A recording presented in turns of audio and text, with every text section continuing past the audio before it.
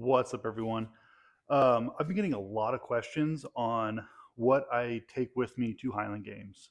What's in my box? What's in the bag? Um, so I'm going to kind of break it down bit by bit. Everything from shoes to gloves, things like that, and what I've used in the past versus what I'm using now, and kind of what you just need to get started. And maybe if you're an experienced Highland Games athlete, you might get some ideas on something else to throw in your box because we're always looking to upgrade or whatever. Um, let's start with the bag. I use a duffel bag. In this video, I want to refer to my bag as a box because traditionally in Highland Games, you carry around a rolling tool cart. You can get them from Home Depot, Menards, Lowe's, right, Harbor Freight even. They're just a rolling toolbox that you've put all your stuff in. Everyone has them. I opted years ago to go with a duffel bag. I had a box. It was really great. I opted to go with the duffel bag because it just fits in my trunk a little bit better. When I'm driving to games, I'm able to just throw it in the back of the car and it fits. Uh, the toolbox, on the other hand, was a little bit big and it fit in the trunk fine. It just was, you had to kind of wiggle it in there. And I can put more stuff. If I'm traveling with my family and things like that, I can fit more in the trunk with a duffel bag than a box. There's one downside to going with a bag over a toolbox, and that's a chair, right? At Highland Games, sometimes there's not always just chairs available to tote around with you around the field. So having a toolbox means you always have a seat. Um, I don't worry about that too much. I generally carry a lawn chair with me, whatever the folding ones are that rock nowadays. Those are like the gold standard of chair. So that's what I bring with me to have a seat, and I don't even take it with me all the time, just sometimes. But the bag here is a North Face base camp. I think it's like a 90 liter. I can't remember exact size of it. It's not the biggest one, and it's not the smallest one. It's like they're medium sized, but it is quite large. It fits everything in there just nice. Um, so let's get into it. Let's start with footwear. Footwear is important. As you can see, I have a lot of shoes on here. Um, that's just how it goes. Sometimes you start finding one piece of footwear works better for another event, and vice versa. So you start adding shoes, right? Some of these shoes I keep with me in the bag all year round, and sometimes it's just for off season. So I'll start with the off season stuff. These here, these are the Addy Zero shot put shoe. They're really great, flat sole. These are nice and stiff. I see um, the Nikes look a little bit more flexible than these. Um, I don't know. Maybe these have just cooked in the back of the truck all summer long, so maybe that's why they're a little bit stiff. But this is what I use in the off season because in the off season I don't throw off of grass because it could be snow. Some like we're gonna freezing and thawing going on. The ground's gonna be pretty muddy, so I throw off of concrete, and these are great off of concrete. Um, but since we're going into the season, we're in pre-season mode right now, so we're kind of cleaning out our box, um, taking the winter stuff out, putting the summer stuff in, and transitioning to that. So these are great in the off season. If there's a games that I know I'm going to be throwing off of a platform or throwing off of concrete, I will bring these just in case. Um, but generally, coming ahead, like looking forward to those games, you would know that you're going to be needing them. So I don't need them right now, so they stay out of the box. Next, lifting shoes, Olympic lifting shoes. These are the Adidas Lightsung 2s. I don't think they make them anymore. I don't think they make them in the States. I've seen some Europeans and some Asian countries, Olympic athletes wear these, but you don't see a lot of Americans doing it, and I don't find them for sale as often anymore. So I'm imagining they are discontinued. But any heeled, like elevated heel lifting shoe, is what I'm talking about here. I prefer Adidas for most of my footwear, just because Adidas are for sport. That's like this thing I had in my head ever since I started like competing, is that Adidas have a good shoe, and I can't argue with it. So, but I use these for, I've used them in the past for sheaf and wob, weight over bar, uh, because for sheaf, like I don't know, it kind of puts you in that kind of forward leaning position, which is really good for sheaf. Um, and for weight over bar, because weight over bar is a really weird snatch, essentially the Olympic lift, like snatch and clean and jerk. It's very similar to a snatch. It's not the same. It's very similar, but these shoes going to put you in that position that is better for it, right? I don't use them too much anymore. The 56, like if you're throwing a 42 as a lightweight athlete or a masters athlete, the 42 doesn't drag you around so much. When I'm swinging a 56, I kind of want something anchoring me to the ground like a cleat. Um, but when I was a lightweight athlete, I used to use these a bunch. They do help if you're comfortable with them. But since I don't use them too much anymore, I generally just leave them in the gym. So I will take those out. Next, these are fun. These are my most hated cleat in here. Uh, I picked these up because I was at a games a year or so ago that it was raining the entire day before, and I was throwing on a Sunday, and it rained all Friday, all Saturday. So it was a mud pit out there. So I knew my normal cleats or my normal tennis shoes weren't going to be enough. So I picked these up, and they are very nice for the mud. These are just some Under Armour, some cheap Under Armour football cleats. They have, you see here, they have the rubber spikes, rubber cleated portion. It's not plastic. It's not the hard plastic ones with the long, big spikes that you see um, most football cleats have. The cheaper ones generally have the softer cleat, which is what I prefer. The reason I hate these so much is because one, when I have to put them on, I know it's going to be a sloppy mess, and that's never fun to throw in. And two, they grip a lot. Like when I'm trying to twist my feet through the motions of the throw, these just grab and grab and grab, and they they can be useful, but they also can blow your knee out real quick if you're not careful. So I use these very sparingly. I keep them in the bag um, all season long, just in case I'm going to run into a situation where I need them. Because I'd rather have them and not need them than need them and not have them, right? Um, but they're good to go. I don't think these are necessary for everyone to have. A lot of people can make do with just what the shoes they have, and that's gonna be perfectly fine. But I like to keep them so they go in the bag. Um, I still have some trash in here from off season. I'll take that out right now. This tape ball. If you're not building up a tape ball, what are you even doing? This is the last couple months of throwing this winter. I will huck that into the trash. Boom. Now it's out of there. Now I can make room for all the stuff to go back in it. Is part of my spring cleaning.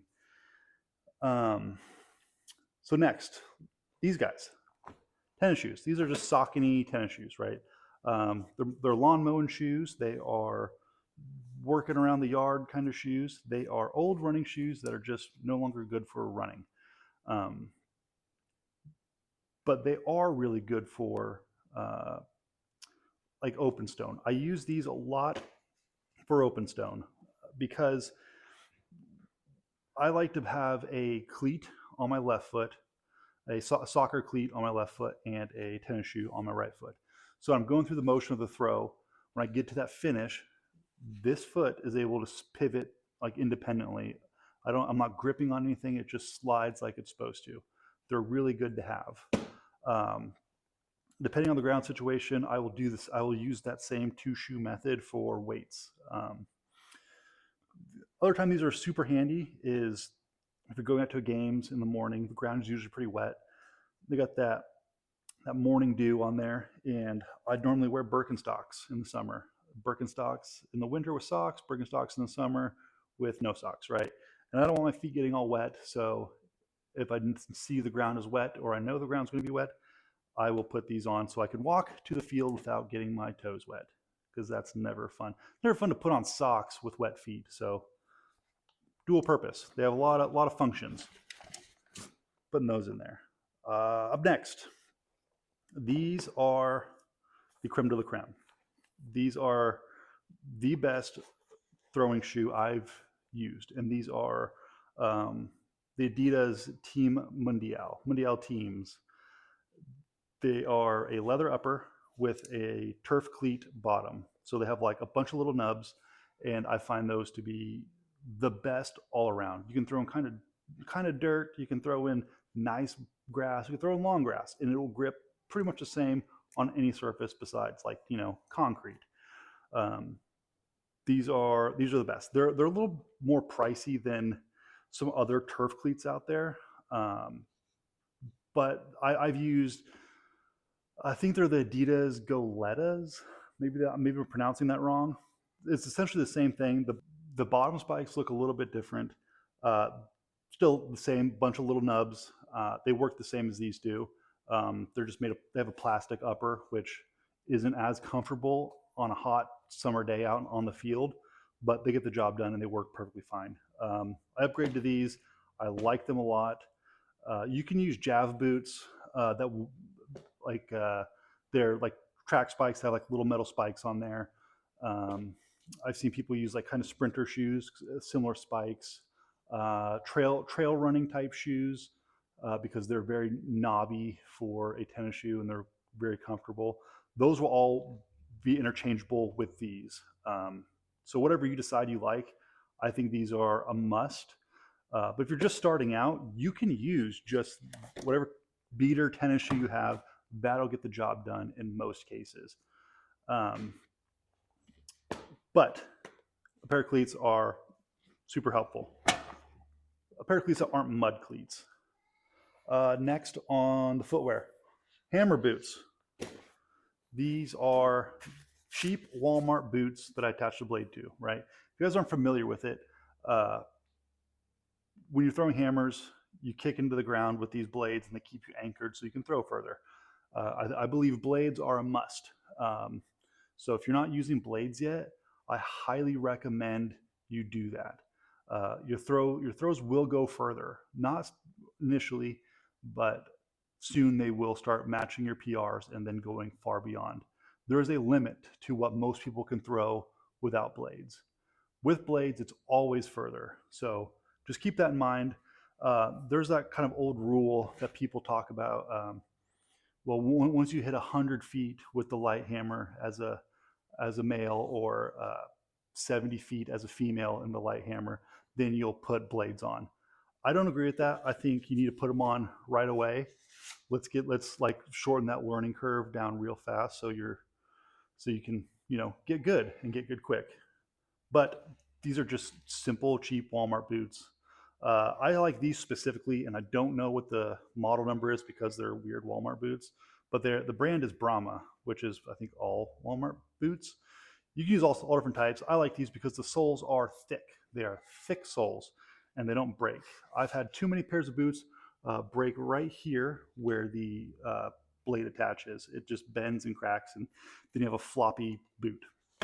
That's not good. We don't like that. I've had these for a couple years. They still work great.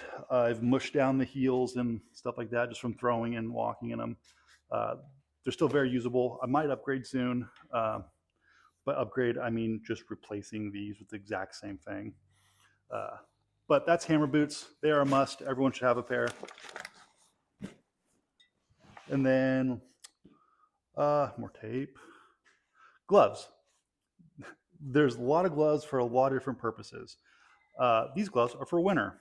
I don't need them right now, but I keep them in the bag all winter long um, because when I'm throwing and it's snowy or 20 degrees outside, put the glove on, throw with my right hand, and then when I'm walking out to go get the weight, the right glove goes on. Anything you do to like keep your hands warm through the entire practice, you'll get way more throws in and eventually be a better thrower because of it, just because you got more reps in. But I don't need them right now. Summertime, springtime, summertime, don't need the gloves. Up next, knee sleeves. I generally don't wear these knee sleeves, but I keep them in here just in case. They are 7 millimeter, cheap, like cheap Amazon, um, 7 millimeter knee sleeves. When the training cycle gets pretty heavy and I'm feeling pretty beat up and run down, I like to have these in there because just because I'm tired does not mean I'm not going to throw. So even in practice or in the games, if my knees feel like they need the extra little hug, that warmth, that tender caress that neoprene gives, I will put them on. But it's not all the time. I really just like to have them in here just in case. The other knee sleeves that I use a lot, I use more than anything, are these. These are, I don't know what they call them. They're just like they're woven hook grip brand soft knee sleeves. These are nice because they don't give you any kind of like, um, they're not inhibiting your movement in any way. They just are flexible and give you a little bit of warmth, especially on like early season or late season at the beginning of the day. Like it's 9 o'clock in the morning. It's still kind of cool outside. I don't like to throw in pants or sweats like underneath my kilt. I like to just wear shorts. I will put these on and they'll kind of bridge the gap between my socks and my shorts underneath, so I'm not catching a lot of drafts. But these are my absolute favorite. These soft hook grip knee sleeves. That's it for knee sleeves. Let's go hats. Um, these are going back into the bag. Took them out in the off season, but one is just it's black, so like it's a little warmer than others. But it is like that lightweight running material, that running type hat. It's thin, it's lightweight. It wicks sweat. It's good. Good to have a hat. I normally wear a hat everywhere I go, but every now and again I assume my hat is in the car and I drive hours and hours to a games and I'm like, oh hell, I don't have a hat with me. Always have one in the bag. Um, this one, I don't wear when I throw, but I like to have it, so I wear it in between throws or in between events. It's just this is an REI, bucket hat, and it's that thin, lightweight material again. Uh, really nice, very big, very useful. This is not like a must, but like it's one of those like comfort items that I like to keep in the bag. So they go. Let's.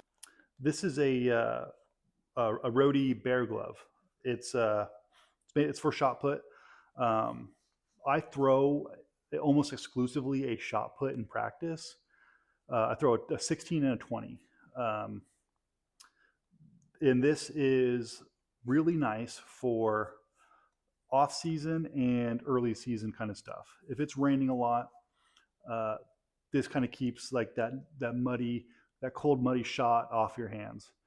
Uh, that's that's kind of a side benefit. They really designed it for transitioning from a smaller shot put to a bigger one, and in like the off season when you'll be throwing a 20-pound shot a lot more than you would the 16. Um, I use it for mostly in the winter because it's freezing cold. So I will tape my fingers, I'll tape my wrist like I normally do, and I'll put this bad boy on just to keep a frozen ball of steel from touching my fingers. Because again, keep your hands warm and you can have a whole lot longer of a session. It is super useful, and they're super cheap. They're like 20 or 30 bucks. Very worth it. You can use a glove, like a normal glove, for like off season, like stone throws and shot put and stuff like that. But I've never liked throwing in any kind of glove. And if I do, it's going to be one of those. They're like knit. They have a rubber palm. They kind of grip. Uh, those are useful. I haven't used any this off season because I got this guy and this is the way to go. But since we're going into the summer and I'm not worried about the cold shot anymore, um, I don't need it. So it's going out of the bag. Um, some fun items. I have lacrosse ball. This is great for warming up. If you ever use a lacrosse ball to kind of like break up that muscle tissue and do all that kind of stuff, massage yourself to kind of get warmed up, it's great. I use this and a um, red band that is sitting over here. I got a couple red bands. I throw one in the bag just so like that's part of my warm up. If there's a flat wall or a hard surface to roll on, I'll roll in the lacrosse ball and then do my stretches and stuff with a red band to warm up. But those go in the bag all year round. Tape. Tape is super important. I have a lot of tape. I generally keep 5 to 6 rolls, a couple partials, like these guys here, and this one here is like ripped in half. That's for taping my fingers. I tape my fingers around for stones and weights, and then the bigger full tape is for like my wrist for stones. I keep a bunch of rolls in here because you never want to run out. You think you have like a couple in there, and the next thing you know, you have one, and you're struggling to, you're worrying if you're going to have enough for the rest of the day. You can always borrow tape from other people, but I specifically like this type of tape. Everyone has a tape preference for like the general athletic tape. This is the Hampton Adams tape. It's thick, it's grippy, it holds onto chalk really well, and it's durable. I like it a lot. It tears easy. Everyone has their own tape preferences. I challenge you to find your own, the tape that you really like and helps you throw better. Because for me, it's this stuff. General athletic tape. It's good for everything. You can tape up hammer boots with them. You can tape your fingers up for stones and shot and all that kind of stuff. If you like roll your ankle or something like that, you need a little extra support, you got tape to wrap your ankle. These are like very important. And that's why you need a bunch, because like taping an ankle, that's a lot of tape. Like you go through like a whole roll or half roll, depending on the size of the roll, for each ankle tape job. So it's good to have multiples. The other one is this here. I got a whole bag of it, but this is thumb tape.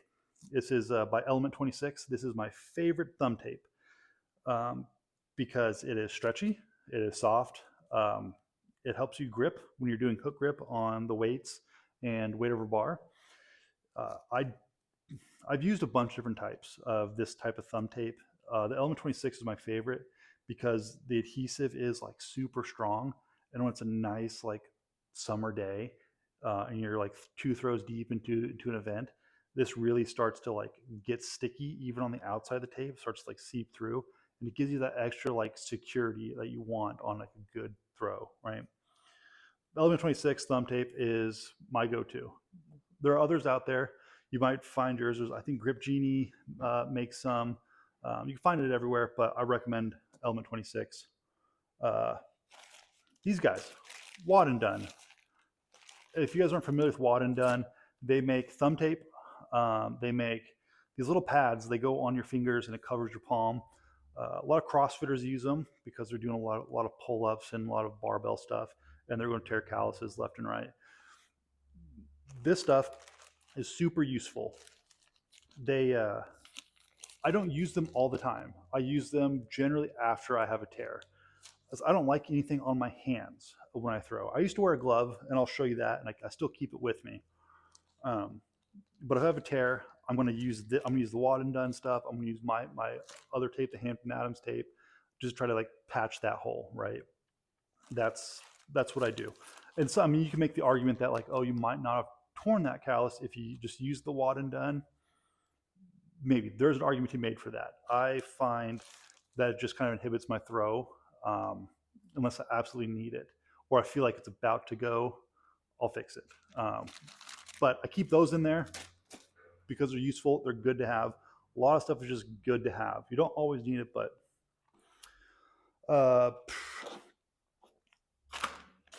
tacky.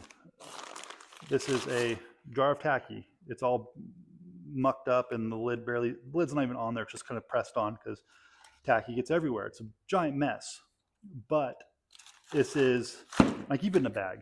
I keep it in a bag because I've had it spill in my bag and in my hammer boots a number of times. It never leaves the bag. If it ever leaves the bag, it goes right back in there. I don't want it to spill. But I use tacky for hammers and caber, sometimes weight over bar, depending on what I think I need at the time. But mostly it's for hammers. And if you don't have a good tacky that you like, you need to get tacky. There's a lot of people who say that, oh, I'll just use the tacky that's already on the hammer because everyone you already uses so much. There's no such thing as too much tacky, and I believe that, and I also believe that tacky is your responsibility. Just because someone uses it um, on the hammer and the handle's still sticky, you need more on your hands. That's how it works. That's when it works the best. So tacky is your responsibility. Get a good supplier and use it. A lot of people out there that make it. You can even make it yourself. I don't recommend it. It can be kind of dangerous, but that's besides the point. Tacky always comes with me.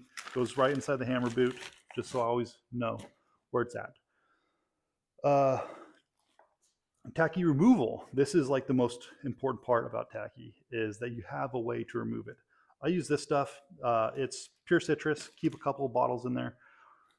If you're not familiar with pure citrus, there are a few different companies that make um, products that we use to remove tacky, like WD-40, Goo Gone, Goof Off. I'm not sure. Those are about pretty much the same thing. Really heavy chemical kind of stuff. Um, this stuff, pure citrus, it's an air freshener. It's a citrus, 100% citrus, non-aerosol air freshener.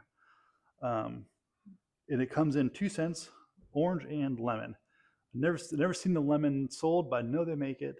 Uh, the orange flavor is good to go. It takes off tacky better than anything I've used, and it's just orange juice. So I mean, how bad can it be for you? It's a lot better than putting WD-40 on your hands. So I keep that with me. That's that's a must because if you're serious about throwing, serious about hammers specifically, that means you have good tacky that you like, and you got to get that good tacky off at some point. So have a way to do that.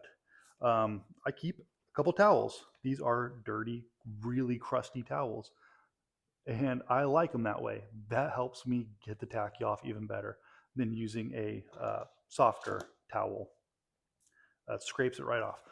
So that's some of the towels I keep. Generally, right now I have just the two tacky towels and this towel. This is a dirty towel for cleaning off the stones and cleaning off handles and stuff like that. Normally, I'll have like two other towels in here that are for me. They're like wipe my head, like stuff like that. Covering my head when it's hot, just general towel stuff. Um, I don't remember what rule, if on Hitchhiker's Guide to the Galaxy, what rule that is, but it's always bring a towel, and I think that's super important. You can just go to Walmart, pick up a $2 towel, or you can steal them from hotels like that. Don't take them out of your room because they will charge you for that. The the pool towels are untraceable, so that's a little Highland Games tip on theft. Uh, Gloves. So this glove, if you notice, it's missing a thumb and two fingers, index and middle. I used to wear this glove all the time, full fingers, full thumb, and I would tape over the thumb just so I get a nice, like, tight little cast on it. I never, I never loved that. So I think this was last year, maybe the year before. I tore a couple calluses. I kept tearing this one almost every games. Even if I shaved it off or scratched it off in the shower or whatever, that callus will still tear, and it will tear all the way up to here. Like it was always really nasty. So I found a way that I grip the handles for the weights. This is the way I like to do it. Uh, Two fingers out, thumb out, tape my thumb, and that gives me all the protection I need and enough dexterity to kind of do it how I normally do it. But it's still not the same as going without a gloves. Like I was talking about not using the wad and done because it's just too much on my hand. This is so much more than the wad and done, but sometimes you need it. But always good to have a glove. Uh, Leatherman. You can have a Leatherman, a Gerber, Swiss Army knife, preferably something with pliers.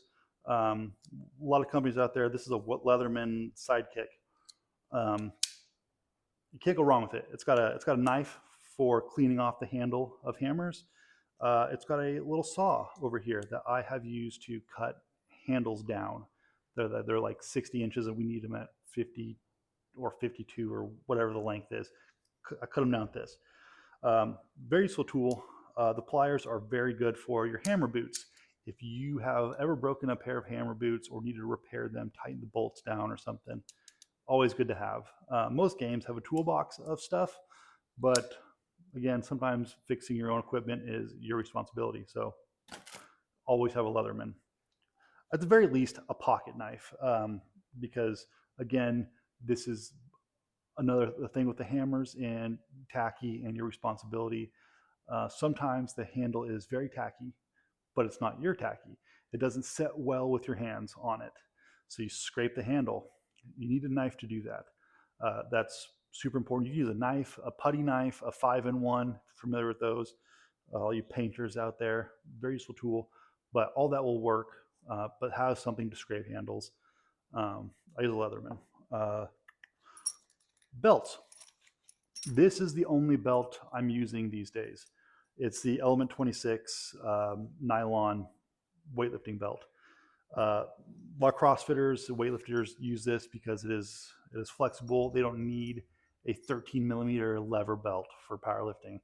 And I don't think you really do either for Highland Games. It's a little too much. This is easily adjustable and soft, so I can go through the whole motion of the throw and not feel constricted. Like the thing bends, it's not super rigid, but it does give me that extra little bit of oomph that I want. I use it specifically for weight over bar and warming up for heavyweight. I found recently that when I'm warming up for heavyweight, I like to have the belt on, but in the actual competition throws, I take the belt off and go without. It's very useful tool. This stays in the bag year round. Up next, chalk. I'm running low on chalk, but have a little tub of chalk. Some people have a little chalk bag, like for like rock climbers, but have chalk. Man, it is, and it's just like with the tape. Find a chalk that you like. I've used some before that were soft, like it was like very like silky on my hand. I didn't like the way it gripped. This stuff, I think this is one. I think it's called the Chalk Nest Monster. It's got like a little Nessie on it. That stuff works. That's what I'm using right now, and I'm going to get some more for it too. I mean, you can use Rogue chalk or whatever you can find, whatever's cheap. Find one that works. Umbrella. This is a very useful tool because in the Highland Games, weather doesn't always stop the event. So it's really good to have some kind of thing to keep the elements off you, whether it be rain or sun. I'll whip this puppy out just when it's too sunny and I'm trying to avoid the heat and avoid sunburn and things like that. I don't use sunscreen, not a big fan of it. I prefer just to mitigate sun exposure by hats and umbrellas. Whatever floats your boat, but I think it's good to have. Wrist wraps. These are just normal cheapo, I think it says Hustle Athletics on it. Don't know what that is. I got these free in a swag bag at a games a couple years ago. Whatever cheap lifting straps or wraps you use are going to be just good, fine for stones. If you have a pair of like Titan wraps or Inzer wraps that you use in the gym, you don't want to take them out. These are like $12 on Amazon. You can get a pair of these and they'll last you a long time. I keep them in there even though I've switched. I switched to this guy, the Rody shot put wrap strap. It's the best. It's got a Velcro on it. It's got a little padded insert here for the top of your wrist. You just put your hand in it and it's always there, does what it's supposed to do, right? And the bear glove that we talked about earlier, the only way to really use that correctly is with one of these. And these are like $20 and they will last as long as the Velcro does, which it's good Velcro, so it'll last a while. I recommend these a lot. I've went away from using these guys to using these just because it's just infinitely better. But yeah, a pair of wrist wraps.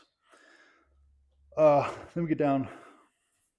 This is up here because it was in the bag. Water bottle. it's self-explanatory. Hydrate yourself. You can't throw worth a shit unless you're hydrated. So that goes in the bag as well. Uh, duh, duh, duh, duh, These okay. These next two items are specifically for practice. Okay. Um, Next three items really. This is a 300-foot tape measure. These are marking flags. You use them to like mark gas lines and stuff like that on the yard. These are from Menards. You can get them. You can wherever, wherever hardware is sold, you'll find these flags. Um, I mark every throw in a notebook.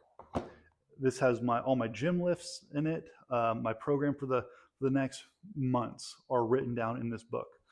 And also in this book, I have a section for throws. Right, it's every throw I'm going to do. I will mark it, measure it, log it in the book. That's not absolutely necessary for people to do, but it is, I think, super crucial if you want to get better and expand and understand what your gym training is doing and what your throws training is doing, and have a place to mark down what cues that you've been working on, things like that. But when I get, and these are numbered. You see, these are numbered. You don't have to do that. I do that if I'm really getting really anal with it. I will mark each throw 1, 2, 3, 4, all the way up to 10. Just so when I go and log it in the book, I know which throw is which. And so kind of get an idea of why it's, if I'm throwing on my open stone, my best throw every day for the last couple months is like throw number 7. Like I'm going to try to plan that out. So throw number 7 is happening in the trig. I'm not going to take a bunch of warm-ups. I'm not going to take um, too few warm-ups. I'm going to try to get in that sweet spot. And I mean, you can try to remember all that, but if you got a lot of stuff going on like I do, that's just one thing you don't have to remember because it's written down and you kind of know going into the competition what you're doing. But get a tape measure, specifically one that is big enough long enough for your furthest hammer throw. So if you're throwing over 100 feet in a light hammer, you need to get a 200-foot, 250-foot, 300-foot hammer tape measure. Locally for me, it goes 100 to 300. I'm sure you can find them on Amazon that are in between there that are a lot smaller than this monstrosity, but this doesn't live in the bag year round. Um, Neither do the flags. The notebook pretty much goes with me everywhere, but I only put the tape measure and the flags in for practice, and then in competition, I take them out before I travel because I just don't need that in there. Uh, that's oh, okay. That's not it. The talismans. Okay, you need your little talismans or totems. Uh, so everyone kind of has their own little thing. Um, and I'm sure I'll talk about it on the podcast with some future guests, like if they have anything that is in there, right? This is a carrot. I don't know where it came from. One of my kids' carrots. I don't know. It's plastic. It lives in the bag. It boosts my power, right? My aura is through the roof. Okay. This is Bandit. If you guys aren't familiar with Bandit, you gotta be. He's the king of all dads. He's a dog. He's a blue heeler, as you can tell. But he does amazing things. So keep him in the bag. You need him in there. Find whatever your little totem, your little knickknack is that keeps you anchored to reality, or whatever they do talk about on, I don't know, what's that movie? Inception, right? Little things. Maybe I'm the only one. Actually, I know I'm not the only one. There are other people who have weird crap in their bag. That's been in there for the last 7 years. And I'm going to keep them in there. That's pretty much it. I also, in the side pocket here, I've got some like random little thing stickers and stuff like that to hand out to people just for funsies. But that's pretty much it. That's what's in my bag. If I were to tell you like the bare minimum of stuff to keep in there, specifically for games, right? If it's your day, if your day one, your first time throwing at a competition, you don't need a duffel bag like this. You don't need a box. You just need a backpack with some shoes in it, essentially, right? You need your beater shoes, and you might be wearing those to the field. That's okay. Uh, Chalk and tape are nice to have if you know how to use it. It's pretty self-explanatory, but find what works for you. Wrist straps are also nice, especially if you've bench pressed, like you're a weightlifter, you're into that sort of thing. You probably have wrist straps. Those will help your stone even on day one. So something to keep your wrist tight and be able to push on, um, but not absolutely necessary. The only thing you actually need to bring is yourself to a games. But if you want to kind of get some bonus points and kind of come prepared, it's shoes, chalk, tape. That's it. Everything else, it just starts getting into the nice to have category. Um, if you're really pushing athletically, like this is your thing, you will acquire all these things as you progress. You will grow into the gear. That's what I was always told. Whatever gear you think you need, at some point you will get it and you will learn how to use it correctly. Um, but that's pretty much it. It all fits in the bag. It's kind of just haphazardly thrown in there right now. I organize it. And stuff like that. I also normally keep an extra shirt in there, an extra pair of socks that just live in there because there's been too many times I've gone out to the practice field and I'm not wearing socks and I didn't bring any. So I have a pair of socks in there. That's nice to have. But that's it. If you guys have any questions about what's in the box, about any specific item in there, throw it down in the comments. You can find me on Instagram, message me directly there. Uh, I'll be happy to answer any questions you have on the matter. Any questions you have at all, really. I'm an open book. I will discuss all sorts of things with you. Um, so that's pretty much it. Do the things. I really appreciate it. Like, comment, subscribe, all that stuff. It helps the algorithm. My goal here is to spread awareness of the Highland Games and grow the sport because it's a wonderful sport and it's an amazing thing to do in the summer. Especially if you're a strength athlete, this takes it to the next level, right? You're doing something besides just going to the gym. Tell your friends about the Highland Games, all that stuff. I really appreciate all the views I've been getting, all the nice comments, even the nasty comments. I don't get nasty comments. I don't know why I said that. Everyone's really cool. I appreciate it, guys. And as always, thanks for watching so far. God bless. It's essentially the same thing. The bottom spikes look a little bit different.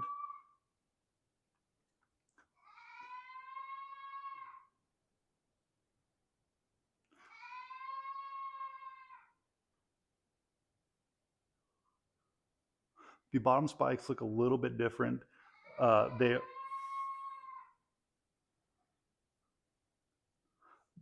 bottom spikes look a little bit different. Still